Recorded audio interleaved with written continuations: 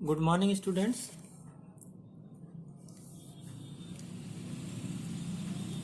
Semester 6 की paper first की first unit कर रहे हैं हम, और उसमें आज हम टॉपिक कर रहे हैं invariance of d'Alembert operator, यानी डी एलम्बर्ट संकारक की निश्चरता। डी एलम्बर्ट संकारक की निश्चरता।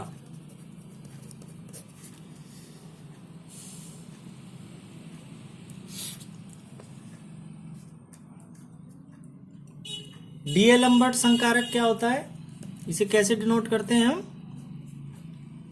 Like this. और इसकी वैल्यू होती है del square by del x square plus del square by del Y square del Z square minus 1/c square del square by del T square. Tensor notation में अगर हम लिखें तो क्या होगा, ये del square by del x1 square del square by del x2 square del square by del x3 square plus del square by del x4 square.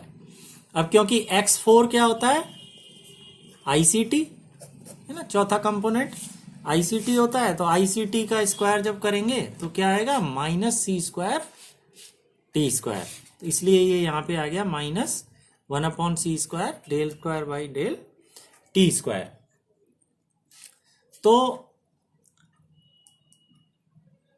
हम मानते हैं कि किसी निर्देश तंत्र S में, है ना, डी एलम्बर्ट संकारक का ये मान है, ये वैल्यू है।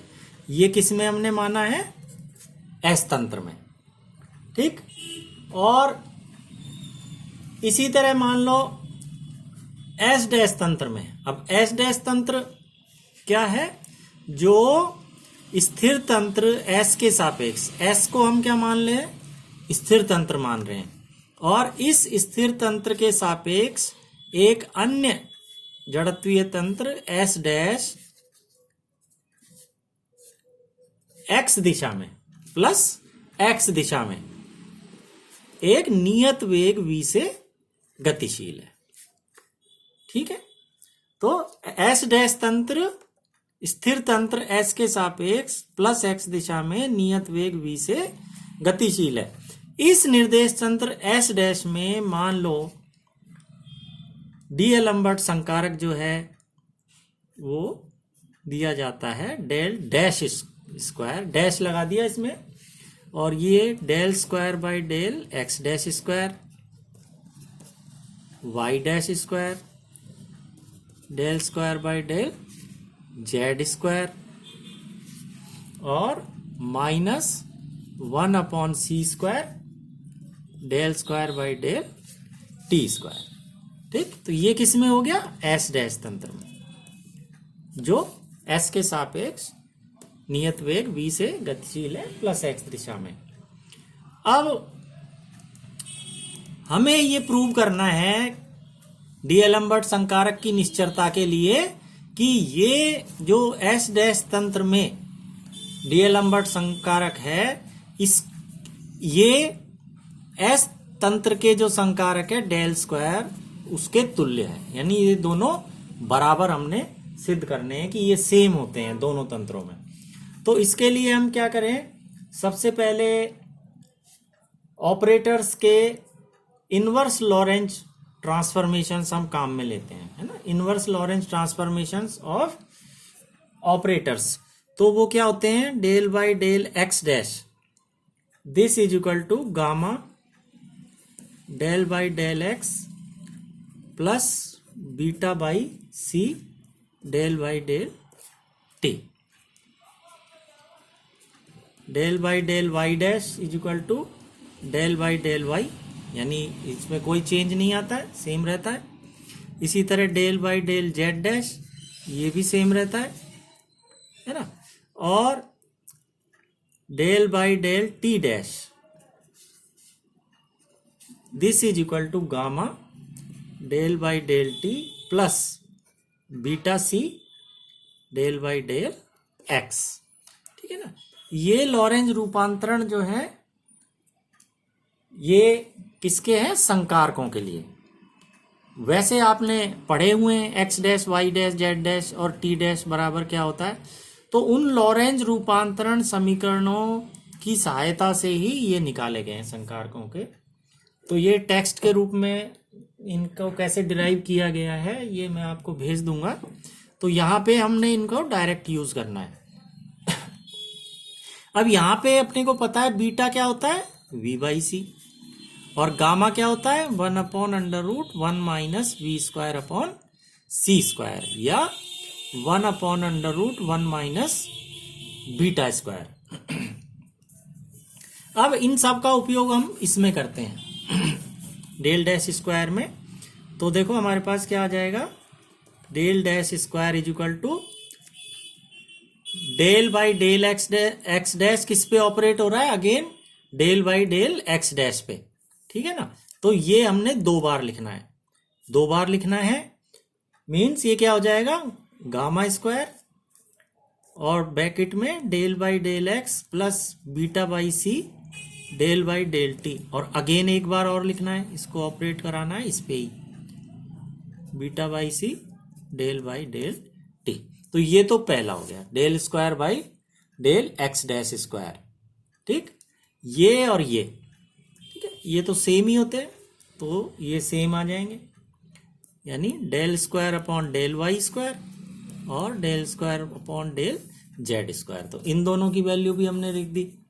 अब इसकी वैल्यू लिखनी है तो ये -1/c², ये तो बाहर ही रहेगा, और ये क्या है डेल बाई डेल टी, और वो किस पे ऑपरेट कर रहा है, डेल बाई डेल टी पर ही, तो वो क्या हो जाएगा del square by del T square.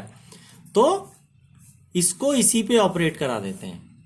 ठीक, तो ये क्या आ जाएगा गामा स्क्वायर, यानी माइनस गामा स्क्वायर, और सी स्क्वायर तो पहले से ही है ना, और इसको हम लिखेंगे del by del t plus beta c del by del x, और ये खुद ही पे ही ऑपरेट हो रहा है, plus beta c del by del x. तो ये आ गया। अब इसको हम खोल लेंगे, है ना।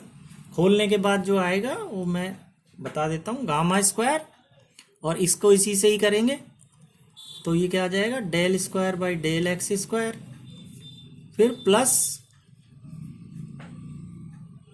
बीटा अपॉन सी, है ना, और del square by del x del T, del x del t, एक तो ये आ गया, प्लस बीटा अपॉन सी। अब इसको इस पे करेंगे तो beta upon C again del square del T del x, del T del x, plus इसको इस पे तो बीटा स्क्वायर अपॉन सी स्क्वायर और del square upon del T square.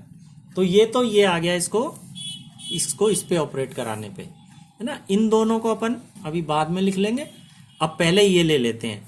अब इसमें से गामा स्क्वायर तो हमने मान लो बाहर ही ले लिया, है ना, ये आ जाएगा -1/c², और अब इसको इस पे ऑपरेट कराया तो del square by del T square plus beta C और del square del T del x, del square del T del x, plus इसको इस पे तो अगेन बीटा सी और del square del x del T, और plus इसको इस पे तो beta square C square del square upon del x square. ये आ गया, ये क्लोज हो गया। अब ये दोनों टर्म्स हमने छोड़ दी थी, ये यहां लिख लेते हैं, plus del square upon del Y square plus del square upon del Z square. अब ये क्या आ जाएगा गामा स्क्वायर, ये तो बाहर ही है ना, और अंदर आ गया del square upon del x square, और इधर से भी del square upon del x square. देखो ये वाली टर्म है, तो इसमें सी स्क्वायर से सी स्क्वायर तो कैंसिल हो जाएगा, केवल यहाँ आएगा beta square, minus beta square, तो minus beta square del square upon del x square, तो ये दोनों टर्म्स हो गई। प्लस अब टी स्क्वायर वाली टर्म्स लें तो एक तो ये रही beta square upon C square del square by del T square, ऐसे ही इधर से लेंगे del square by del T square वाली टर्म, तो कहाँ है ये रही minus 1 upon C square del square by del T square, ये आ गया। और ये जो टर्म्स हैं हम देखेंगे ये क्या है, बीटा अपॉन सी, बीटा अपॉन सी, तो यानी 2 बीटा अपॉन सी, और इधर से देखें तो ये नीचे सी स्क्वायर है, इधर सी है, सी से सी कैंसिल होके बीटा ऊपर है, तो ये भी बीटा अपॉन सी आ जाएगा, है ना। तो बीटा अपॉन सी एक ये टर्म है और ये भी बीटा अपॉन सी है, लेकिन माइनस की है, तो minus 2 beta upon C del square del T del X, इधर है प्लस वाली 2 बीटा अपॉन सी, तो ये कैंसिल हो जाएंगे आपस में, ये कैंसिल हो जाएंगे। तो अब केवल अपने पास ये और बची दो लास्ट वाली टर्म, ये रख देंगे del square upon del Y square del square upon del Z square, this is equal to gamma square बाहर है, अंदर del square upon del x square common ले लिया इन दोनों में, अंदर आ गया 1 माइनस बीटा स्क्वायर, प्लस इसमें से हम ये टर्म ले लेते हैं, माइनस आएगा minus 1 upon C square del square by del T square, और ब्रैकेट में आ जाएगा 1 तो इसके कारण और माइनस बीटा स्क्वायर इसके कारण, ये आ गया, और ये दोनों as it is.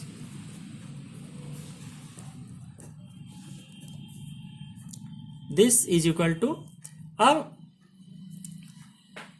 Gamma square क्या होता है 1 अपॉन 1 माइनस बीटा स्क्वायर, क्योंकि ये देखो गामा क्या है 1 upon under root 1 minus beta square, तो गामा स्क्वायर क्या आ जाएगा 1 upon 1 minus beta square, this means ये गामा स्क्वायर इससे कैंसिल हो जाएगा, तो ये आ जाएगा del square upon del x square. फिर हम ये दो टर्म लिख लेते हैं, plus del square upon del Y square plus del square upon del Z square, और फिर ये टर्म बची है minus 1 upon C square del square by del T square, ये आ गया। और ये क्या है एस तंत्र में डी एलम्बर्ट संकारक, यानी कि डेल स्क्वायर। तो हम देखते हैं कि दोनों एस डैश और एस तंत्र दोनों में डी एलम्बर्ट संकारक जो है वो समान रहता है, यानी डी एलम्बर्ट संकारक लॉरेंज रूपांतरण के अंतर्गत एक निश्चर राशि होती है। तो ये लॉरेंज निश्चर राशि होती है डी एलम्बर्ट संकारक, इस तरह से हम इसको प्रूव कर सकते हैं। This is how we can prove the invariance of d'Alembert operator under Lorentz transformations. तो next topic we will continue in the next video. Have a nice day.